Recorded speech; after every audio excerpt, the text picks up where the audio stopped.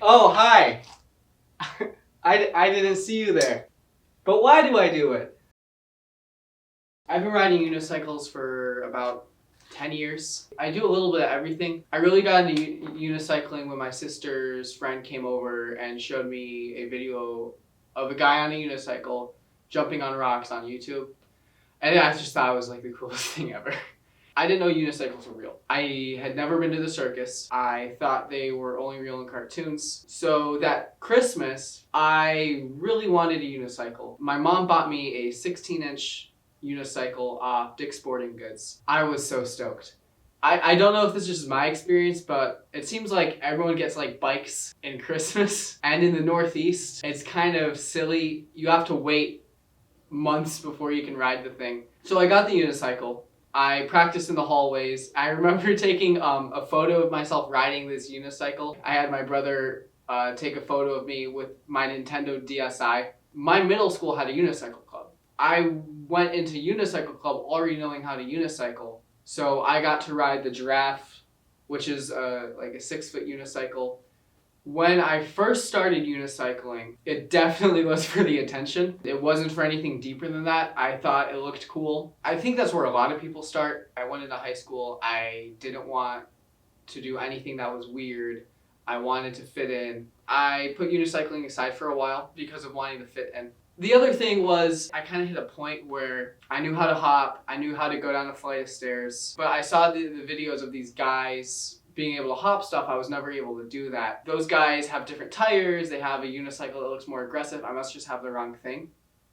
And I thought it was because of the unicycle I had. I didn't realize it was because I wasn't practicing enough. So I gave it up for a little bit for wanting to fit in, and also I kind of hit my ceiling. But then again, like 2 years later on YouTube, I saw another video of guys jumping down flights of stairs, grinding on rails with a unicycle. If you're trying to learn how to ride a unicycle, the internet's a great place. You will find a bunch of videos of just teaching that. But anything past that, it gets tough. There's not that many great video resources out there. There's some really old forum posts you can find. But then I found unicycle.com. Unicycle.com is like Amazon, but for unicycles. They have a great selection of products that you can't get anywhere else, at least where I live.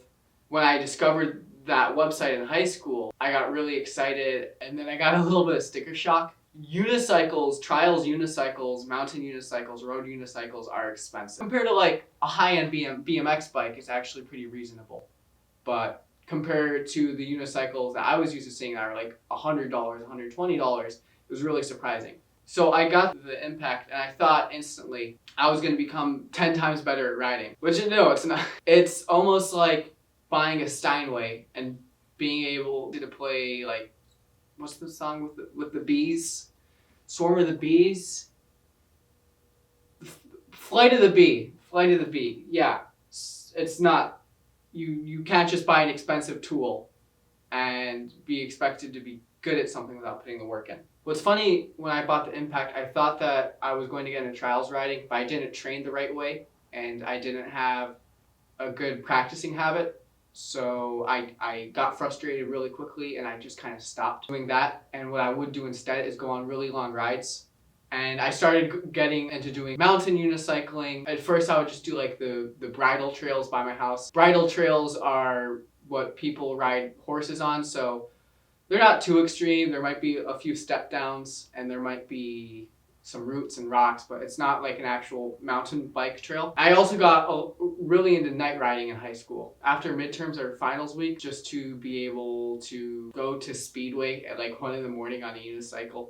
I was on a busy road in late high school. I just got the Nimbus Hatchet. It's 3 a.m. on a busy road. I'm waiting for the crosswalk to go. There's a car stopped at the stoplight. It's a bunch of college guys. The guy sitting in the backseat rolled his window down and asked, "Hey, is that a unicycle?" I got really excited. I thought he was really interested in the unicycle. I said, "Yeah, it is a unicycle."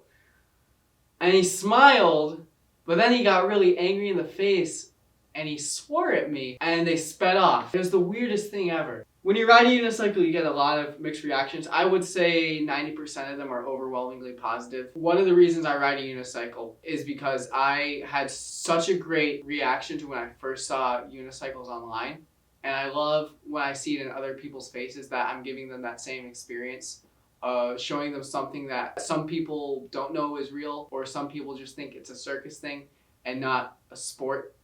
I love opening people up to that. The latest thing I've tried is road unicycling and touring, and it's a blast. A 36-inch wheel is really large. It doesn't take a lot of effort to go fast. In fact, on bike trails, sometimes I pass bikers. Someone that's just wanting to start out, buy a cheap unicycle. I would recommend buying from unicycle.com. Their support staff is really excellent. They're very friendly. They're very accommodating. They have really affordable beginner unicycles too. Their stuff is just best quality. You can find unicycles cheaper on Walmart and Amazon. And you don't want to go with a super expensive unicycle, because what's going to happen is when you just start unicycling, you're going to fall a lot here and here, and this is going to slam into the ground a lot. And yes, you can replace this, but you're not going to take the best care of your first unicycle. It's going to get dinged up. It's going to get beat up. So if your goal is to get into trials unicycling, you can absolutely start with any unicycle. I would recommend a 20-inch or a 16-inch, but you can even do a 26-inch. The only challenge with that is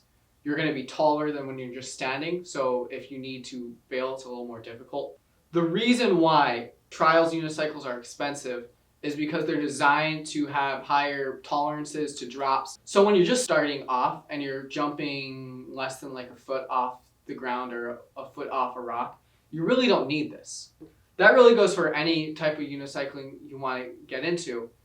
If you want to start off on mountain unicycling, just buy a regular 26-inch, see how you do on a gravel trail. If I could do it again, I would have waited to buy this, simply because when I first installed it, I put the post on backwards, which completely destroyed the bearings. This is one of those hobbies where the entry level to get into it isn't really that expensive. The entry fee to get into any type of unicycling you want is about $100 and a helmet. I hope this video serves the purpose of an introduction to unicycles and why people unicycle.